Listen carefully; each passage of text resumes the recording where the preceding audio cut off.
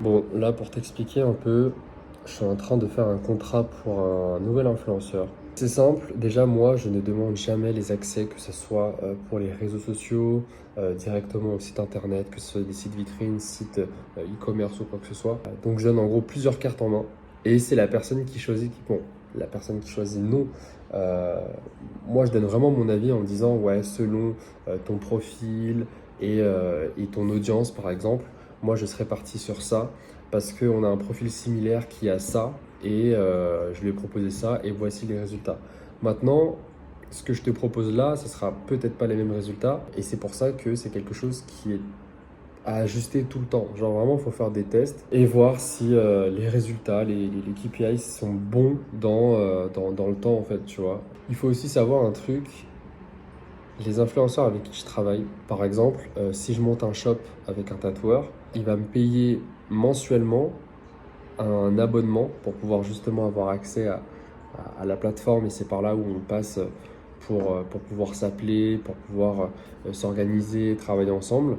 Mais je prends également un petit pourcentage qui est très très faible. Ok, on n'est pas à base de 50% ni 60%, on est bien en dessous. Et c'est ce qui fait que j'arrive à convertir pas mal. Maintenant, je ne suis pas dans l'optique d'avoir genre plein d'influenceurs. Parce que dis-toi, là, si tu arrives à avoir déjà ne serait-ce que 5 à 10 influenceurs, c'est déjà énorme. Ok, et si tu tournes avec 5 à 10 influenceurs, tu es plutôt bien. À partir de là, tu as juste à améliorer ton produit, tu fais ton chiffre, et tu réfléchis pour créer un autre side business, mais qui correspond à ton premier. Ok. Et bref, voilà. Seven like ketamine fiends, holding up pretty bitch, hopping my jeans. I said, what's that mean? Balenciaga, Prada, Nemo. Low, low, low, low. He called my phone, he smell like shit. I bet he needs some money, I'm rich. The internet boy, I ain't dropping shit. Must see all rappers start like it with kids, yo. Must see all rappers start like it with kids, yo.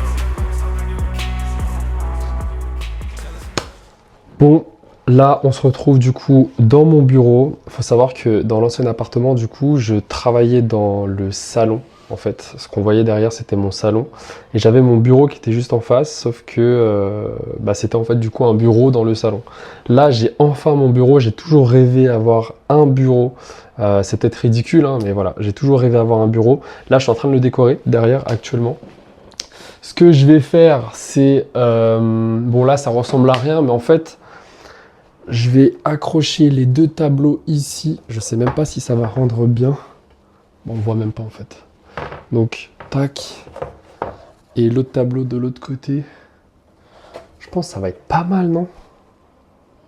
Ça va être pas mal du tout. Voilà mon petit bureau. Bon, je vais pas faire la présentation, mais on va parler sérieusement aujourd'hui parce que je vois beaucoup de personnes se dire ok, je vais lancer un projet, je vais faire ça cette année, ça va être mon année, enfin toujours les mêmes choses.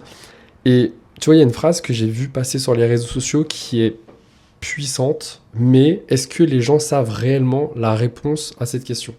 En fait, c'est même pas une question, c'est pour devenir la personne que tu as envie d'être, tu dois détruire la version que tu as actuellement, que tu es actuellement. Donc tu dois détruire la personne que tu es.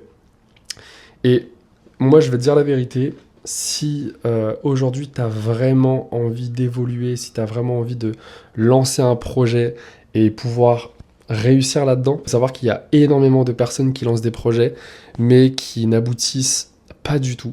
Tu as des personnes t'as des personnes qui abandonnent, tu as des personnes qui ferment leur boîte, tu as beaucoup d'ailleurs de personnes qui ferment leur entreprise au bout de un an et demi. Pourquoi? Eh bien tout simplement parce que ces gens-là n'ont pas su, clairement c'est ça, détruire la personne qu'elles sont actuellement pour devenir la personne qu'elles veulent être. Et pour devenir la personne que tu as envie d'être, c'est pas simplement te demander pourquoi tu fais ça, pourquoi tu veux lancer cette entreprise, ce projet, pourquoi. Parce que j'ai déjà fait une vidéo sur ça, la réponse du pourquoi, du comment, elle est trop simple à répondre. Mais si aujourd'hui tu veux réellement éteindre la personne que tu es pour devenir une nouvelle personne, il faut mettre des choses en place. Et tu vois, mettre des choses en place, c'est pas se réveiller tôt le matin, faire plus de sport. Non, ça, c'est des choses que tu vois sur les réseaux sociaux, mais faut aller beaucoup plus loin que ça. Pourquoi je te dis ça? Admettons aujourd'hui, tu te dis, ok, je vais me lever tôt tous les jours, je vais travailler sur mon projet, je me lève à 6 heures, 5 heures, c'est ce que je faisais, hein. Je me levais à 5 heures quand j'étais de jour, entre guillemets, parce que je fais des cycles.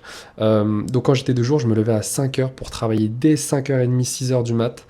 Et le problème, tu vois, au début, je me sentais hypé de me lever tôt parce que bah, pendant que je taffais, les gens dorment. Donc ça, c'est plutôt stylé. Mais le problème, c'est bah, même si tu te lèves tôt et que tu fais mal les choses, et bah, ça ne sert strictement à rien. Tu peux te lever à 5 heures du matin si tu ne travailles pas réellement bien sur ton projet, ça ne sert strictement à rien. Si tu te lèves à 5 heures, 9 heures, 6 heures, bref, à n'importe quelle heure de la journée, à partir du moment où tu n'avances pas sur ton projet, ça ne sert à rien de vouloir se lever tôt.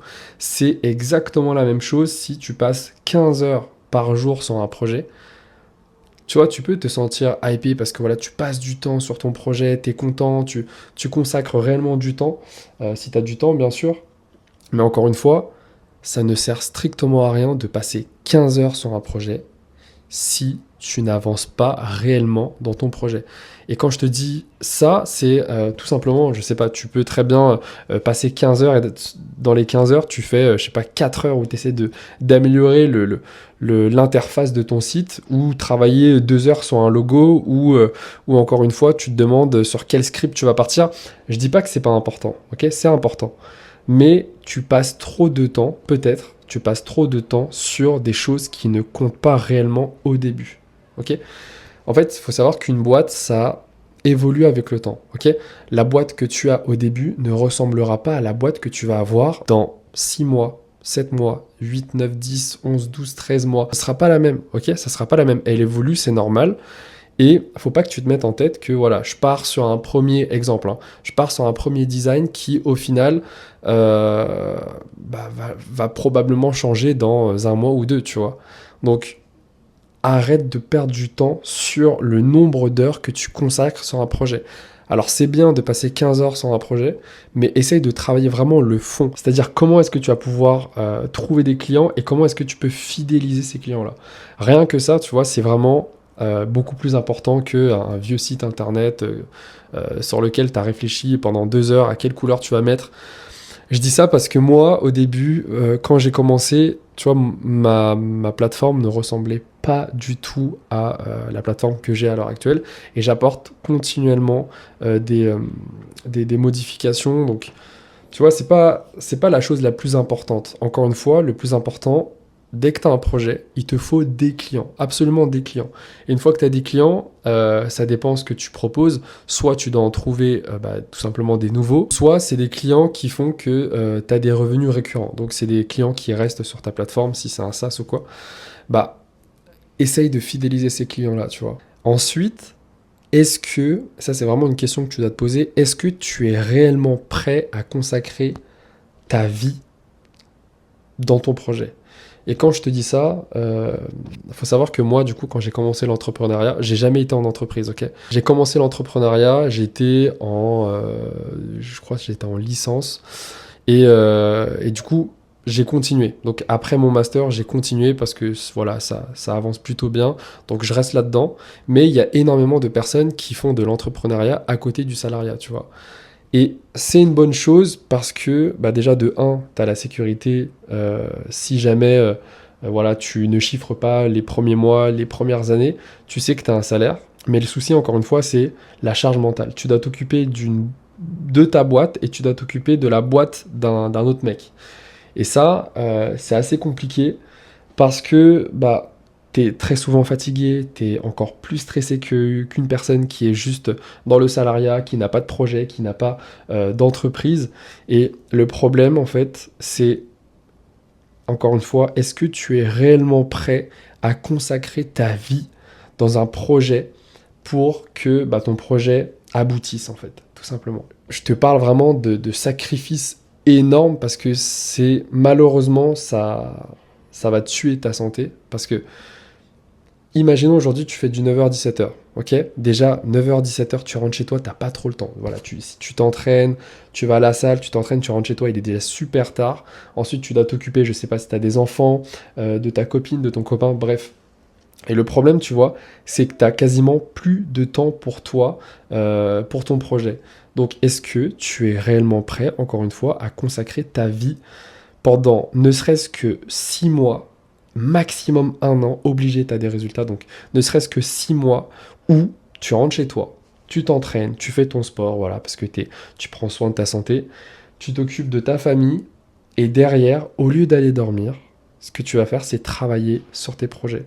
Travailler sur tes projets pendant plusieurs heures, tu dors tard, tu te lèves tôt, tu es KO à l'entreprise, mais tu sais que tu es en train de te battre pour un projet qui, bah, au final, tu vas vivre de ce projet. Donc est-ce que tu es réellement prêt à ça, tu vois?